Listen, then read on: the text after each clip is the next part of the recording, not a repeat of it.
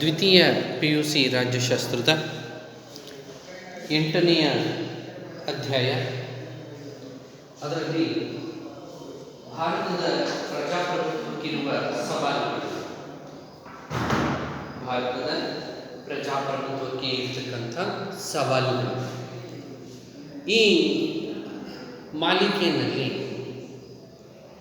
ಈಗಾಗಲೇ 3 ಸವಾಲುಗಳನ್ನು ನಾವೀಗಾಗಲೇ ಚರ್ಚೆಗೆ ಒಳಪಡಿಸಿದೆ. ಜಾತಿ ಆಧಾರಿತ ಅಸಮಾನತೆ, ಲಿಂಗಾಧಾರಿತ ಅಸಮಾನತೆ ಅಂತೇಳಿ 2 ಚರ್ಚಾ ವಿಷಯಗಳನ್ನು ಈಗಾಗಲೇ ಚರ್ಚೆಯನ್ನು ಮಾಡಿ ಮುಗಿಸಿದ್ದೇವೆ. ಈಗ ಚರ್ಚೆ ಮಾಡಬೇಕಾಗಿರ್ತಕ್ಕಂಥದ್ದು ಕೋಮುವಾದ. ಕೋಮುವಾದ ಒಂದು ಭಾರತದ ಪ್ರಜಾಪ್ರಭುತ್ವಕ್ಕೆ ಸವಾಲಾಗಿ, ಬೆದರಿಕೆಯಾಗಿ, ಅಡಚಣೆಯಾಗಿ ಅನ್ನುವ ವಿಷಯವನ್ನು ನಾವೀಗ ಚರ್ಚೆ ಮಾಡ್ತಾ ಇದ್ದೀವಿ. ಈ ಕೋಮುವಾದ ಅಂದರೆ ಏನು?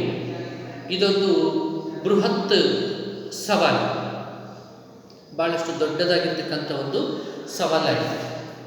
ಕೋಮುವಾದ ಅಂತಂದರೆ ಏನು? ಯಾವುದೋ ಒಂದು ಧರ್ಮ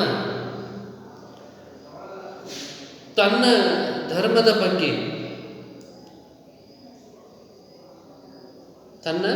ಧರ್ಮದ ಬಗ್ಗೆ ಭಾಳಷ್ಟು ಅಭಿಮಾನವನ್ನು ಹೊಂದಿದ್ದು, ಇತರೆ ಧರ್ಮಗಳ ಬಗ್ಗೆ ಕೀಳರಿಮೆಯನ್ನು ಹೊಂದಿದ್ದರೆ ಮತ್ತು ತನ್ನದೇ ಧರ್ಮ ಶ್ರೇಷ್ಠವೆಂದು ಇತರೆ ಧರ್ಮಗಳು ಎನ್ನುವ ಪ್ರವೃತ್ತಿಯನ್ನು, ನನ್ನ ಧರ್ಮ ಮಾತ್ರ ಶ್ರೇಷ್ಠವಾಗಿರ್ತಕ್ಕಂಥ ಧರ್ಮ, ನನ್ನ ಧರ್ಮವನ್ನು ಹೊರತುಪಡಿಸಿ ಇರುವ ಎಲ್ಲ ಧರ್ಮಗಳು ಕೂಡ ಏನಾಗಿದ್ದಾವೆ, ಕನಿಷ್ಠವಾಗಿರ್ತಕ್ಕಂಥವುಗಳು, ಅವೆಲ್ಲವೂ ಶ್ರೇಷ್ಠವಾದಂಥವುಗಳಲ್ಲ, ಕನಿಷ್ಠವಾದಂಥವುಗಳು ಎನ್ನುವ ಪ್ರವೃತ್ತಿ ಏನಿದೆಯಲ್ಲ, ಈ ಪ್ರವೃತ್ತಿಯನ್ನು ಕೋಮುವಾದ ಅಂತೇಳಿ ಕರೀತೀವಿ. ತನ್ನ ಧರ್ಮಕ್ಕೆ ಬಗ್ಗೆ ಇರುವಂಥ ಮೇಲಿರಿಮೆ ಮತ್ತು ಇತರೆ ಧರ್ಮಗಳ ಬಗ್ಗೆ ಇರುವ ಕೀಳರಿಮೆ ಮತ್ತು ತನ್ನ ಧರ್ಮವೇ ಶ್ರೇಷ್ಠ, ನನ್ನ ಧರ್ಮ ಹೇಳುವುದು ಮಾತ್ರ ಸತ್ಯ, ನನ್ನ ಧರ್ಮ ಮಾತ್ರ ಪವಿತ್ರ ಎನ್ನುವ ಭಾವನೆಗಳು ಏನಿದವಲ್ಲ, ಅಂಥ ಪ್ರವೃತ್ತಿ ಏನಿದೆಯಲ್ಲ, ಮನುಷ್ಯನ ಮನಸ್ಸಿನ ಒಳಗಿನ ಪ್ರವೃತ್ತಿ, ಆ ಪ್ರವೃತ್ತಿಯನ್ನು ನಾವು ಕೋಮುವಾದ ಅಂತೇಳಿ ಕರೀತೇವೆ. ಈ ಕೋಮುವಾದ ಜನಾಂಗೀಯ ಅಥವಾ ಧಾರ್ಮಿಕ ಸಿದ್ಧಾಂತದ ಆಧಾರದ ಮೇಲೆ ಅವಲಂಬಿತವಾಗಿರುವ ಒಂದು ವ್ಯವಸ್ಥೆಯ ಒಕ್ಕೂಟ ರಾಜ್ಯದಲ್ಲಿ ತನ್ನ ಆಧಿಪತ್ಯವನ್ನು ಹೊಂದುವುದೇ ಕೋಮುವಾದ. ತನ್ನ ಕೋಮಿಗೆ ಸೇರಿರ್ತಕ್ಕಂಥವರು, ನನ್ನ ಧರ್ಮಕ್ಕೆ ಸೇರಿರ್ತಕ್ಕಂಥವರು ಮಾತ್ರ ಆಧಿಪತ್ಯವನ್ನು ಸಾಧಿಸಬೇಕು, ನಾವು ಮಾತ್ರ ಶ್ರೇಷ್ಠರಾಗಿರಬೇಕು, ರಾಜ್ಯದ ಪ್ರಮುಖ ಆಯಕಟ್ಟಿನ ಜಾಗಗಳಲ್ಲಿ ನಾವೇ ನಮ್ಮ ಧರ್ಮಕ್ಕೆ ಸೇರಿದವರೇ ಇರಬೇಕು ಎನ್ನುವ ಒಂದು ಹುಮ್ಮಸ್ಸು, ಎನ್ನುವ ಒಂದು ಹಂಬಲಕ್ಕಾಗಿ ಅವರು ಮಾಡ್ತಕ್ಕಂಥ ಚಟುವಟಿಕೆಗಳು, ಇವೆಲ್ಲವುಗಳು ಕೂಡ ಕೋಮುವಾದಗಳೇ ಆಗಿರ್ತವೆ. ಇನ್ನು ಧಾರ್ಮಿಕ ವೈವಿಧ್ಯತೆಗಳು ಮತ್ತು ಸಿದ್ಧಾಂತಗಳು ಹೆಚ್ಚು ಪ್ರಾಮುಖ್ಯತೆಯಿಂದ ಕೂಡಿದೆ ಎಂದು ನಂಬಿಕೆಗಳ ಆಧಾರವಾಗಿರುವುದೇ ಕೋಮುವಾದದ ಪರಿಕಲ್ಪನೆ. ಇಲ್ಲಿ ಧಾರ್ಮಿಕ ವೈವಿಧ್ಯತೆಗಳು ಮತ್ತು ಸಿದ್ಧಾಂತಗಳು ಪ್ರಾಮುಖ್ಯತೆಯನ್ನು ಪಡೆದಿರ್ತಾವೆ. ನನ್ನ ಧರ್ಮದ ಸಿದ್ಧಾಂತಗಳು ಮಾತ್ರ ಶ್ರೇಷ್ಠ, ನನ್ನ ಧರ್ಮದ ಸಿದ್ಧಾಂತಗಳು ಮತ್ತು ಆಚರಣೆಗಳು ಮಾತ್ರ ಶ್ರೇಷ್ಠ, ನನ್ನ ಧರ್ಮದ ಜೀವನ ಶೈಲಿಯು ಮಾತ್ರ ಶ್ರೇಷ್ಠ, ನನ್ನ ಧರ್ಮದ ಆಚರಣೆಗಳು ಮಾತ್ರ ಶ್ರೇಷ್ಠ, ನನ್ನ ಧರ್ಮದಲ್ಲಿ ಬರ್ತಕ್ಕಂಥ ಹಬ್ಬ ಹರಿದಿನಗಳು ಮಾತ್ರ ಶ್ರೇಷ್ಠ, ಇತರೆ ಧರ್ಮೀಯರು ಆಚರಿಸುವ ಎಲ್ಲ ಹಬ್ಬಗಳು ವೇಸ್ಟು ಮತ್ತು ಕನಿಷ್ಠ ಅಂತೇಳಿ ಇತರೆ ಧರ್ಮೀಯರ ಮೇಲೆ ತನ್ನ ಧರ್ಮದ ಪ್ರಭಾವವನ್ನು ಹೇರುವ ಮತ್ತು ಅವರನ್ನು ನಿಕೃಷ್ಟರಾಗಿ ಕಾಣುವ, ಅವರನ್ನು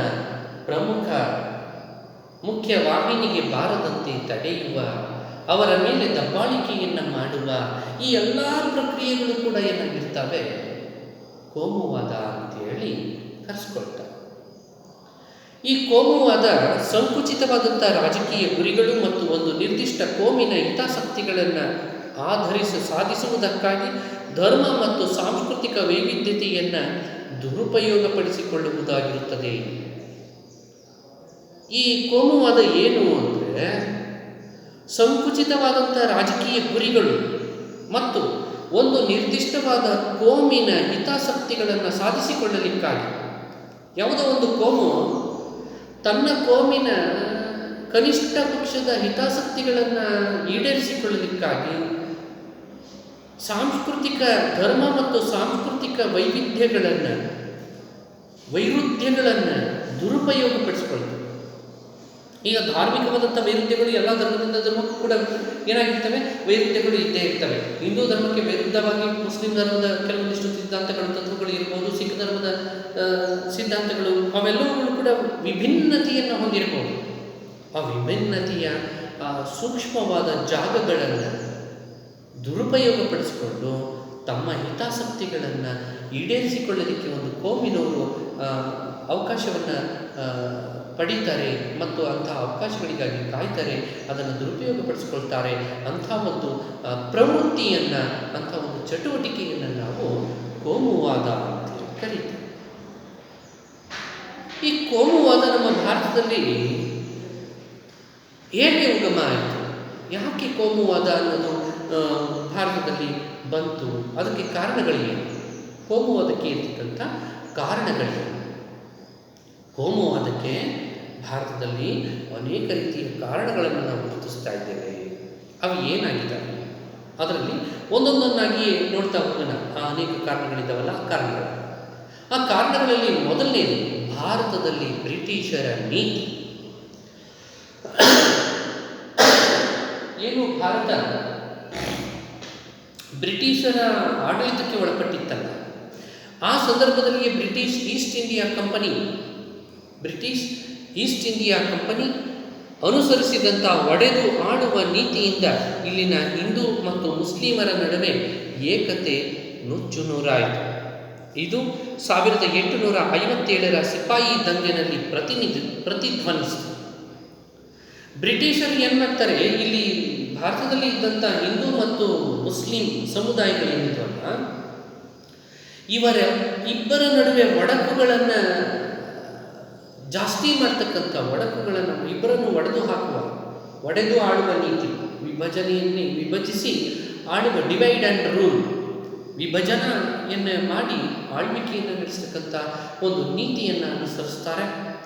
ಮುಸ್ಲಿಂ ಧರ್ಮೀಯರನ್ನು ಓಲೈಸುವ, ಹಿಂದೂ ಧರ್ಮದವರನ್ನು ಮುಸ್ಲಿಮರ ಮೇಲೆ ಛೂ ಬಿಡುವ, ಅವರ ಮೇಲೆ ವೈಷಮ್ಯಗಳು ಬೆಳೆಯುವಂತೆ ಆ ಸನ್ನಿವೇಶಗಳನ್ನು, ಘಟನಾವಳಿಗಳನ್ನು ಬಳಕೆ ಮಾಡಿಕೊಳ್ತಕ್ಕಂಥ ಕೆಲಸಗಳನ್ನು ಬ್ರಿಟನ್ ದೇಶದ ಸರ್ಕಾರವೇ ಈ ರೀತಿ ಮಾಡ್ತದೆ. ಬ್ರಿಟಿಷ್ ಈಸ್ಟ್ ಇಂಡಿಯಾ ಕಂಪನಿ ಪ್ರಮುಖವಾಗಿ 1857ರಲ್ಲಿ ಏನು ಸಿಪಾಯಿ ದಂಗೆ ನಡೀತು, ಸಿಪಾಯಿ ದಂಗೆ ನಡೀಲಿಕ್ಕೆ ಪ್ರಮುಖವಾದಂಥ ಕಾರಣ ಆ ಕೋಮುವಾದ, ಹಿಂದೂ ಮತ್ತು ಮುಸ್ಲಿಂ ಕೋಮುವಾದವೇ ಆಗಿತ್ತು. ಆ ಮುಸ್ಲಿಂ ಮತ್ತು ಹಿಂದೂ ಧರ್ಮದ ಆ ಕೋಮುವಾದಗಳು ಅಲ್ಲಿ ಕಾರಣ ಆಗಿವೆ. ಅದಾದ ಮೇಲೆ ವೈಸ್ರಾಯ್ ಲಾರ್ಡ್ ಕರ್ಜನ್ರವರ ಆಡಳಿತದ ಅವಧಿನಲ್ಲಿ, ಅಂದರೆ 1905ರಲ್ಲಿ ಧರ್ಮದ ಆಧಾರದ ಮೇಲೆ ಬಂಗಾಳವನ್ನು ವಿಭಜನೆಯನ್ನು ಮಾಡಿ, ಮಾಡಲಾಯಿತು. ಲಾರ್ಡ್ ಮಿಂಟೋರವರ ಅವಧಿನಲ್ಲಿ ಮುಸ್ಲಿಮರಿಗೆ ಪ್ರತ್ಯೇಕ ಮತಕ್ಷೇತ್ರಗಳನ್ನು ನೀಡಲಾಯಿತು. ಮಿಂಟೋರವರ ಒಂದು ಪ್ರಭಾವದಿಂದ ಮುಸಲ್ಮಾನರಿಗೆ ಪ್ರತ್ಯೇಕ ಮತದಾರರ ಕ್ಷೇತ್ರಗಳನ್ನು ನಿಗದಿ ಮಾಡಲಾಯಿತು. ಈ ಎಲ್ಲ ಅಂಶಗಳು ಭಾರತದಲ್ಲಿ ಕೋಮುವಾದವು ಉಗಮಿಸಲಿಕ್ಕೆ ಬೀಜವನ್ನು ಬಿತ್ತಿದಂಥ ಸಂದರ್ಭಗಳು, ಮೂಲ ಬೀಜ ಬಿಂದು ಸ್ವರೂಪಿಗಳು ಆಗಿರ್ತಕ್ಕಂಥವು. ಅಲ್ಲಿಂದನೇ ಏನಾಯಿತು, ಇಸ್ಲಾಂ ಧರ್ಮೀಯರಿಗೆ, ಮುಸಲ್ಮಾನರಿಗೆ ಮುಸ್ಲಿಂ ಲೀಗನ್ನು ಕಟ್ಟಿಕೊಳ್ಳಲಿಕ್ಕೆ ಅವಕಾಶವನ್ನು ಮಾಡಿಕೊಟ್ಟದ್ದು, ಮುಸ್ಲಿಂ ಲೀಗ್ಗೆ ಪ್ರತ್ಯೇಕ ಪಾಕಿಸ್ತಾನದ ಬೇಡಿಕೆಯನ್ನು ನೀಡುವಂತೆ ಅವರನ್ನು ಪ್ರಚೋದನೆಯನ್ನು ಮಾಡಿದ್ದು. ಅದಾದ ನಂತರ ಭಾರತ ಮತ್ತು ಪಾಕಿಸ್ತಾನಗಳು ಎರಡು ಇಬ್ಬಾಗವಾಗುವಂತೆ, ಒಂದಿಡೀ ಭಾರತ ದೇಶವು ಭಾರತ ಮತ್ತು ಪಾಕಿಸ್ತಾನಗಳೆಂಬ ಎರಡು ದೇಶಗಳಾಗಿ ಉಗಮವಾಗಲಿಕ್ಕೆ ಆ ಕೋಮುವಾದವೇ ಕಾರಣ ಆಗಿತ್ತು. ಈ ಕೋಮು ದಳ್ಳುರಿಗಳು ಅವತ್ತಿನ ಕಾಲದಲ್ಲೇನೆ ಪ್ರಖರತೆಯನ್ನು ಪಡೆದಂಥ ಕೋಮು ದಳ್ಳುರಿ ಆಗಿತ್ತು.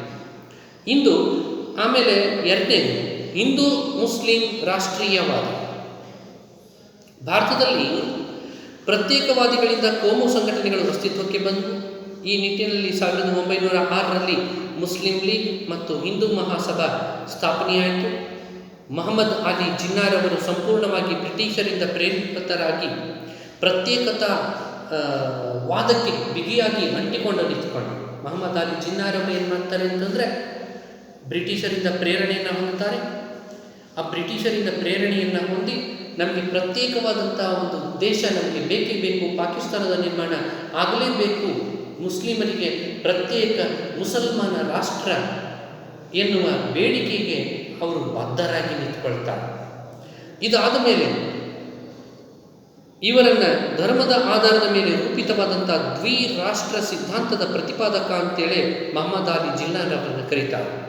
ಧರ್ಮದ ಆಧಾರದ ಮೇಲೆ ರಾಷ್ಟ್ರಗಳನ್ನು ನಿರ್ಮಾಣ ಮಾಡ್ತಕ್ಕಂಥ ದ್ವಿರಾಷ್ಟ್ರ ಸಿದ್ಧಾಂತದ ಪ್ರತಿಪಾದಕ, ಎರಡು ರಾಷ್ಟ್ರಗಳ ಒಂದು ಕಲ್ಪನೆಯನ್ನು ಬ್ರಿಟಿಷರಲ್ಲಿ ಹುಟ್ಟು ಹಾಕ್ತಕ್ಕಂಥ ಒಬ್ಬ ಪ್ರತಿಪಾದಕನಾಗಿ ಇವರು ಬಿಂಬಿತರಾಗ್ತಾರೆ.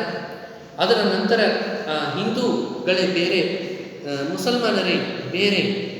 ಈ ಸಮಯದಲ್ಲಿ ಭಾರತದ ರಾಷ್ಟ್ರೀಯ ಕಾಂಗ್ರೆಸ್ನ ತೀವ್ರಗಾಮಿಗಳು ತಮ್ಮ ಬೇಡಿಕೆಗಳ ಈಡೇರಿಕೆಗಾಗಿ ಚಳುವಳಿಗಳನ್ನು ಆರಂಭ ಮಾಡ್ತಾರೆ.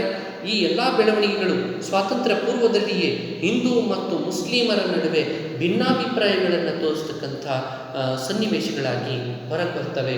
ಅದರಿಂದ ಹಿಂದೂ ರಾಷ್ಟ್ರೀಯವಾದ, ಮುಸ್ಲಿಂ ರಾಷ್ಟ್ರೀಯವಾದ, ಹಿಂದೂಗಳಿಗೆ ಹಿಂದೂಸ್ಥಾನ, ಮುಸಲ್ಮಾನರಿಗೆ ಪಾಕಿಸ್ತಾನಗಳೆಂಬ ವಿಷ ಬೀಜದ ಬಿತ್ತನೆಯ ಕೆಲಸ ಬಹಳಷ್ಟು ಸಾಂಗೋಪಾಂಗವಾಗಿ ನಡೀತು. ಇದನ್ನೇ ನಾವು ಹಿಂದೂ ಮತ್ತು ಮುಸ್ಲಿಂ ರಾಷ್ಟ್ರೀಯವಾದ ಅಂತೇಳಿ ಕರೆದ್ವಿ. ಇದರಿಂದಲೂ ಕೂಡ ಕೋಮುವಾದ ಹೆಮ್ಮರವಾಗಿ ಬೆಳೀಲಿಕ್ಕೆ ಸಾಧ್ಯ ಆಯಿತು. ಇವೆರಡೂ ಆಯ್ತಪ್ಪ. ಹಿಂದೂಗಳಿಗೆ ಹಿಂದೂಸ್ಥಾನ, ಮುಸಲ್ಮಾನರಿಗೆ ಪಾಕಿಸ್ತಾನಗಳೆಂಬ ದ್ವಿರಾಷ್ಟ್ರಗಳ ಉಗಮವೂ ಕೂಡ ವಿಶ್ವದ ಭೂಪಟದಲ್ಲಿ ಆಯಿತು.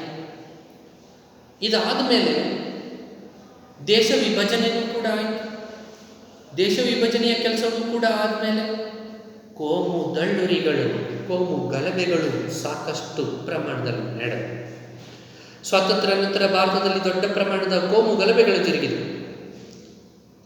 ಭಾರತ ಮತ್ತು ಪಾಕಿಸ್ತಾನ ಎರಡೂ ದೇಶಗಳಲ್ಲಿ ಧಾರ್ಮಿಕ ಅಲ್ಪಸಂಖ್ಯಾತರು ಧಾರ್ಮಿಕ ಅಪರಾಧಿ ಅಂಧಾಭಿಮಾನಿಗಳಿಗಾಗಿ ಈ ಪರಿಸ್ಥಿತಿಯನ್ನು ದುರುಪಯೋಗಪಡಿಸಿಕೊಂಡು ಪರಸ್ಪರ ಸಂಘರ್ಷ ಮತ್ತು ಕುಮ್ಮಕ್ಕನ್ನು ನೀಡಿದರು.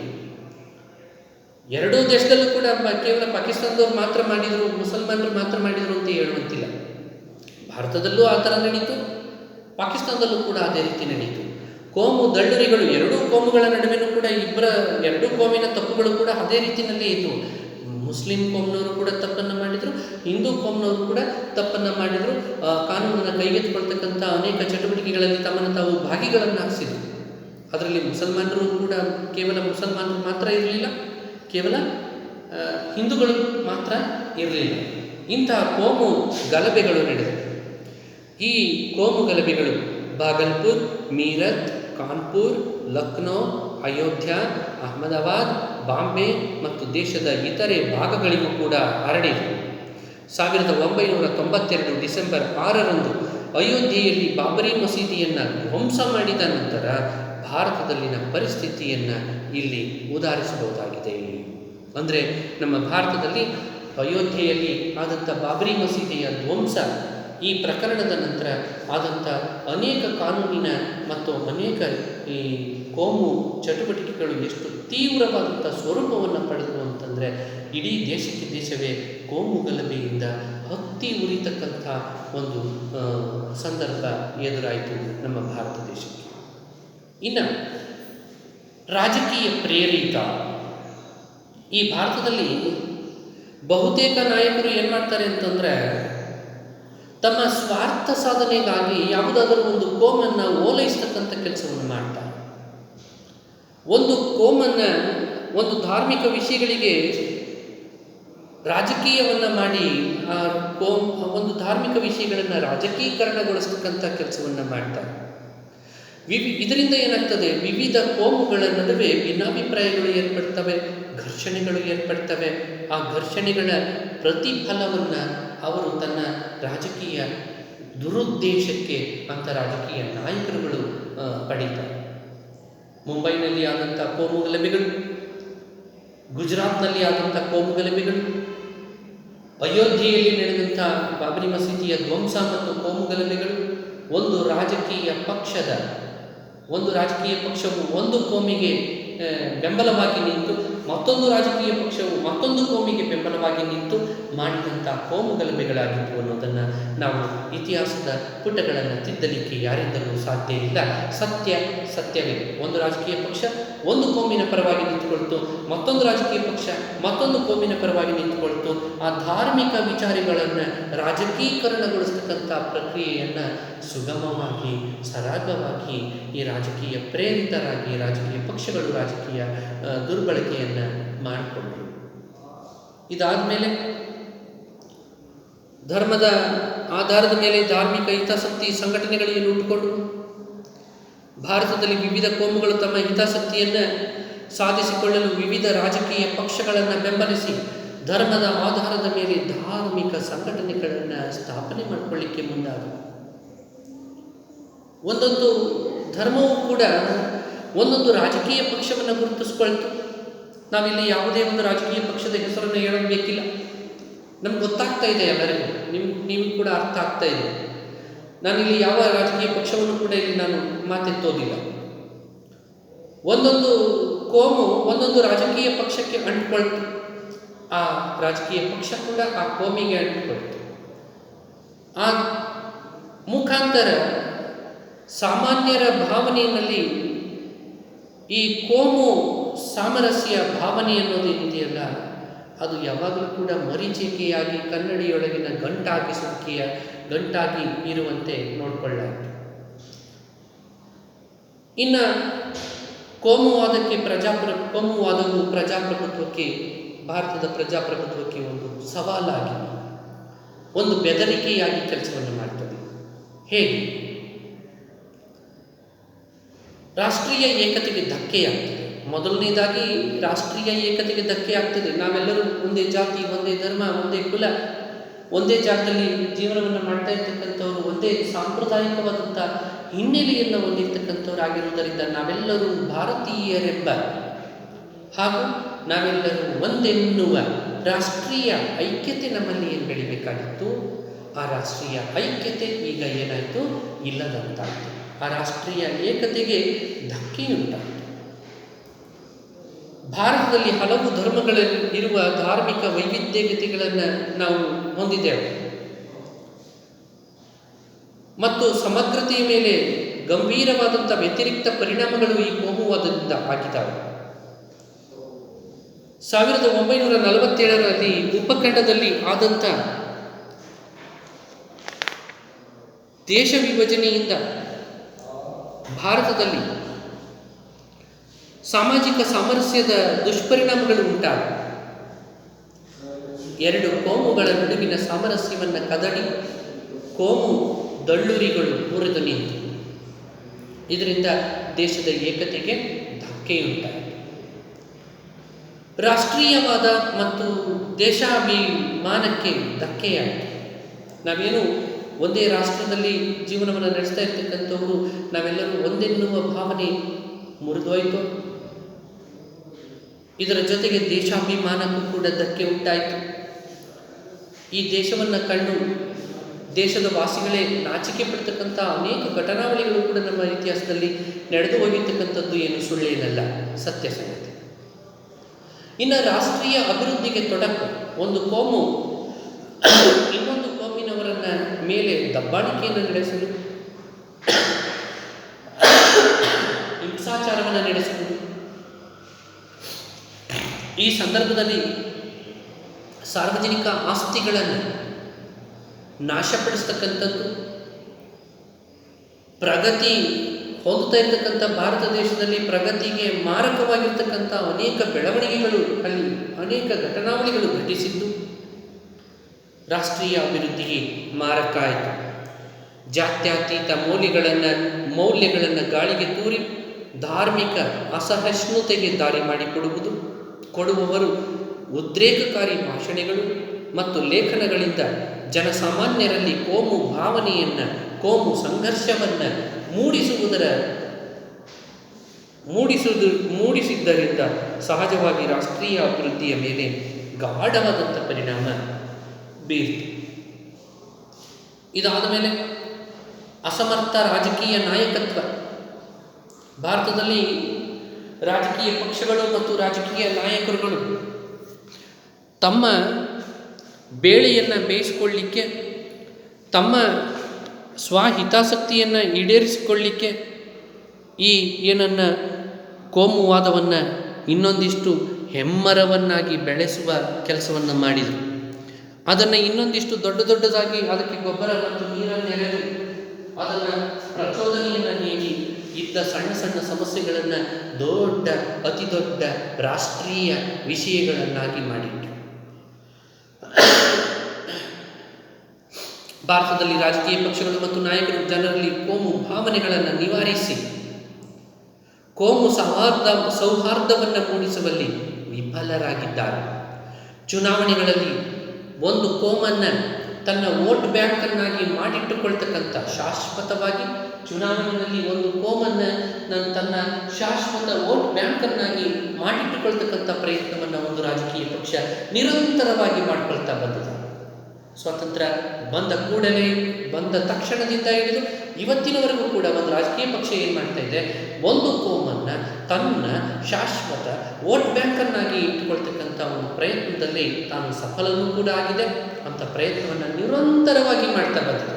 ಆ ಕಾರಣಕ್ಕೋಸ್ಕರ ಆ ರಾಜಕೀಯ ಪಕ್ಷ ಏನು ಮಾಡ್ತಾ ಇದೆ, ಆ ಕೋಮನ್ನು ಓಲೈಸುವಲ್ಲಿಯೇ ತಮ್ಮ ಸಂಪೂರ್ಣ ಅದರ ಸಾಧನೆಯ ದಾರಿಯ ಪ್ರಮುಖವಾದ ಹೆಜ್ಜೆಗಳು ಏನು ಅಂದರೆ, ಒಂದು ಕೋಮನ್ನು ಓಲೈಸುತ್ತೆ, ಅವರಿಗೆ ಯಥೇಚ್ಛವಾದಂಥ ಕಾನೂನಿನ ಸೌಲಭ್ಯಗಳನ್ನು ಮಾಡಿಕೊಡುವುದು, ಅವರಿಗೆ ಸರ್ಕಾರಿ ಹುದ್ದೆಗಳು, ಸರ್ಕಾರಿ ಸೌಲಭ್ಯಗಳು ಹೆಚ್ಚು ಸಿಗುವಂತೆ ಮಾಡ್ತಾ ಹೋಗ್ತಕ್ಕಂಥದ್ದು.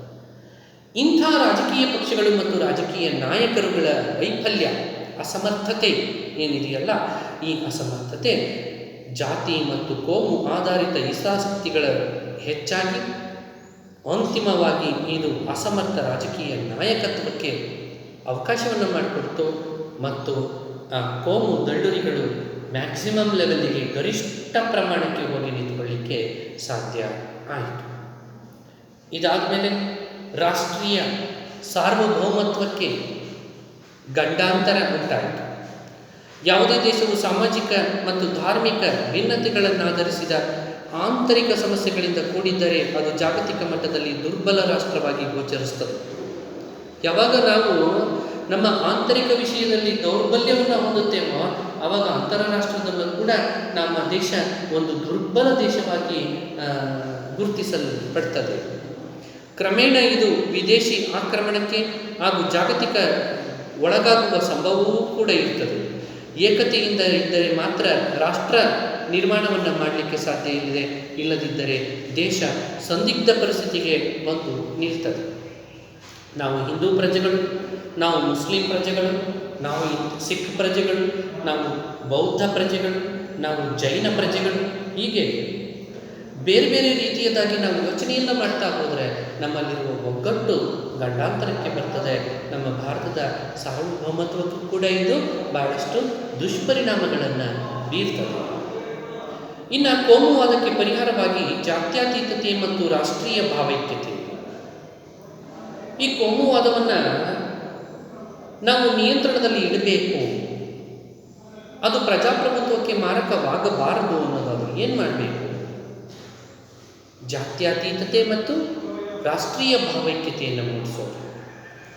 ಭಾರತದಲ್ಲಿ ವಿವಿಧ ಧಾರ್ಮಿಕ ಗುಂಪುಗಳ ನಡುವೆ ಏಕತೆ ಮತ್ತು ಸಮಾನತೆಯ ಮನೋಭಾವನೆಯನ್ನು ಮೂಡಿಸುವುದಕ್ಕಾಗಿ ಸಂವಿಧಾನ ರಚನಾಕಾರರು ಏನು ಮಾಡಿದ್ದಾರೆ, ಜಾತ್ಯತೀತ ತತ್ವವನ್ನು ನಮ್ಮ ಭಾರತದ ಸಂವಿಧಾನದೊಳಕ್ಕೆ ಅಳವಡಿಸಿದರು.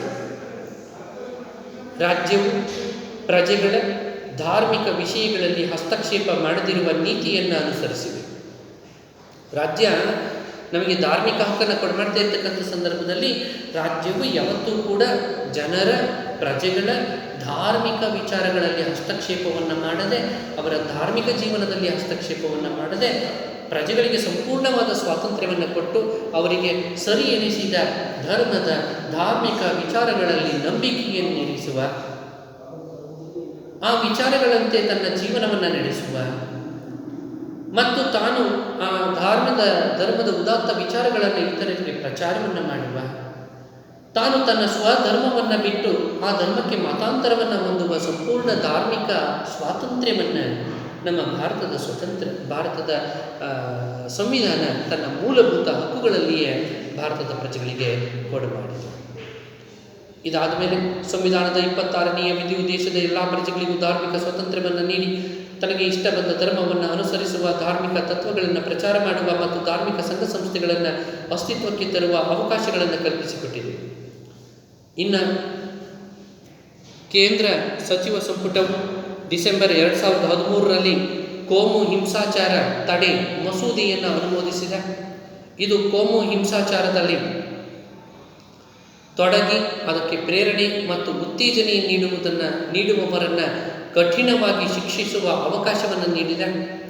ಈ ಮಸೂದೆಯು ಸಂಸತ್ತಿನಲ್ಲಿ ಇನ್ನೂ ಅನುಮೋದನೆಯನ್ನು ಪಡೆಯಬೇಕಾಗಿದೆ. ಇನ್ನು ಈ ರಾಷ್ಟ್ರೀಯ ಭಾವೈಕ್ಯತೆ ಭಾವನಾತ್ಮಕವಾಗಿ, ಮಾನಸಿಕವಾಗಿ, ರಾಜಕೀಯವಾಗಿ ಜನರನ್ನು ಒಗ್ಗೂಡಿಸುವ ಪ್ರಕ್ರಿಯೆಯೇ ರಾಷ್ಟ್ರೀಯ ಭಾವೈಕ್ಯತೆ. ಭಾರತೀಯರೆಲ್ಲರೂ ಒಂದು ಎನ್ನುವ ಭಾವನೆ ರಾಷ್ಟ್ರೀಯ ಭಾವೈಕ್ಯತೆಯನ್ನು ಸಾರುತ್ತದೆ. ಭಾರತವು ವೈವಿಧ್ಯಮಯವಾದ ಸಂಸ್ಕೃತಿಗಳಿಂದ ಕೂಡಿದ್ದು ಹಲವಾರು ಧರ್ಮ, ಭಾಷೆ, ಜಾತಿ, ಜನಾಂಗ, ಆಚರಣೆ, ಬುಡಕಟ್ಟು, ಜೀವನ ಶೈಲಿ, ವಿಚಿತ್ರವಾಗಿರ್ತಕ್ಕಂಥ ಒಂದು ಪರಿಸ್ಥಿತಿನಲ್ಲಿ ಭಾರತ ಇದೆ. ಈ ಭಾರತದಲ್ಲಿ ಒಂದು ಜಾತಿಗೆ ಸೇರಿದವರಿಲ್ಲ, ಒಂದು ಧರ್ಮಕ್ಕೆ ಸೇರಿದವರಿಲ್ಲ, ಒಂದು ಆಚರಣೆಗೆ ಸೇರಿದವರಿಲ್ಲ, ಒಂದು ಜೀವನ ಶೈಲಿಯನ್ನು ಹೊಂದಿರತಕ್ಕಂಥವರಿಲ್ಲ, ಒಂದು ಭಾಷೆಯನ್ನು ಹೊಂದಿಲ್ಲ. ಅನೇಕ ಧರ್ಮ, ಜಾತಿ, ಜನಾಂಗ, ವಿಚಾರಗಳು, ಇವೆಲ್ಲವುಗಳ ಜೀವನ ಶೈಲಿಗಳು, ಇವೆಲ್ಲವನ್ನು ಬುಡಕಟ್ಟು ಜನಾಂಗಗಳು, ಆಚರಣೆಗಳು, ಇವೆಲ್ಲವುಗಳನ್ನು ನಾವು ಹೊಂದಿದ್ದೇವೆ. ಇವೆಲ್ಲವುಗಳನ್ನು ಜೊತೆಗೆ ಸಂಕುಚಿತ ಅರ್ಥದಲ್ಲಿ ಮಿತಿಗೊಳಿಸಲು ಸಾಧ್ಯವಿಲ್ಲದೆ ಇರೋದರಿಂದ ಭಾರತದ ಪ್ರಜಾಪ್ರಭುತ್ವದ ಯಶಸ್ಸಿಗೆ ರಾಷ್ಟ್ರೀಯ ಭಾವೈಕ್ಯತೆ ಅತಿ ಅವಶ್ಯಕವಾಗಿ ಬೇಕೇ ಬೇಕಾಗಿದೆ. ಭಾರತದ ರಾಷ್ಟ್ರೀಯ ಭಾವೈಕ್ಯತೆ ಅನ್ನೋದು ಏನಿದೆಯಲ್ಲ, ನಮ್ಮ ಭಾರತದ ಪ್ರಜಾಪ್ರಭುತ್ವವನ್ನು ಉಳಿಸಬೇಕು ಅನ್ನೋದಾದರೆ ನಾವು ಮೊದಲು ರಾಷ್ಟ್ರೀಯ ಭಾವೈಕ್ಯತೆಯನ್ನು ನಾವು ಸಾಧಿಸಬೇಕಾಗಿದೆ. ರಾಷ್ಟ್ರೀಯ ಭಾವೈಕ್ಯತಾ ಮಂಡಳಿ, ವಲಯ ಸಮಿತಿ, ರಾಷ್ಟ್ರೀಯ ರಕ್ಷಣಾ ಮಂಡಳಿ ಮತ್ತು ಸೇನಾಪಡೆಗಳು ರಾಷ್ಟ್ರೀಯ ಭಾವೈಕ್ಯತೆಯನ್ನು ಮೂಡಿಸುವಲ್ಲಿ ಮಹತ್ತರವಾದಂಥ ಪಾತ್ರವನ್ನು ನಿರ್ವಹಿಸ್ತವೆ ಅಂತೇಳಿ ಹೇಳಬಹುದು. ಇನ್ನು ಈ ರಾಷ್ಟ್ರೀಯ ಭಾವೈಕ್ಯತೆ ಮತ್ತು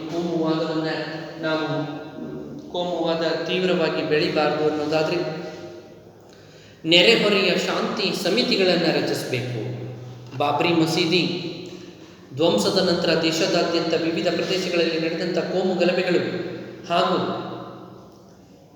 ಸಾಮಾಜಿಕ ಕ್ಷೋಭೆಗಳು ಸರ್ಕಾರದಿಂದ ಪರಿಣಾಮಕಾರಿಯಾಗಿ ನಿಗ್ರಹಿಸುವಲ್ಲಿ ಸಾಧ್ಯವಾಗದೇ ಇದ್ದಂಥ ಸಂದರ್ಭದಲ್ಲಿ ಬಾಬ್ರಿ ಮಸೀದಿಯ ಧ್ವಂಸ ಆದಮೇಲೆ ಭಾರತದಾದ್ಯಂತ ಅನೇಕ ಕೋಮು ಗಲಭೆಗಳು ನಡೆದವು, ಸಾಮಾಜಿಕ ಕ್ಷೋಭೆಗಳು ನಡೆದವು. ಸರ್ಕಾರ ಅದನ್ನು ಹ್ಯಾಂಡಲ್ ಮಾಡಲಿಕ್ಕೆ ಸಾಧ್ಯನೇ ಇಲ್ಲ, ಅದನ್ನು ನಿಭಾಯಿಸಲಿಕ್ಕೆ ಸಾಧ್ಯನೇ ಇಲ್ಲ, ಏನೋ ಪರಿಸ್ಥಿತಿ ಕೈಮೀರಿ ಹೋಗ್ತಾ ಇದೆಯೇನೋ ಅನ್ನುವ ಪರಿಸ್ಥಿತಿಯೂ ಕೂಡ ನಿರ್ಮಾಣ ಆಯಿತು.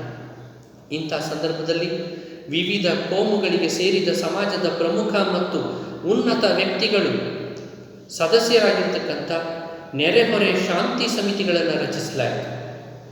ಒಂದೊಂದು ಧರ್ಮ, ಒಂದೊಂದು ಕೋಮು, ಒಂದೊಂದು ಸಮಾಜದ ಪ್ರಮುಖರಾಗಿರ್ತಕ್ಕಂಥವ್ರು, ನಾಯಕರಾಗಿರ್ತಕ್ಕಂಥವ್ರು, ಅವರ ಮಾತುಗಳನ್ನು ಇನ್ನು ಎಲ್ಲ ಸಮುದಾಯದವರು ಫಾಲೋ ಮಾಡ್ತಾರಲ್ಲ, ಅಂಥವರುಗಳನ್ನು ಸೇರಿಸಿ ಒಂದು ಸಮಿತಿಯನ್ನು ರಚಿಸಲಾಯಿತು.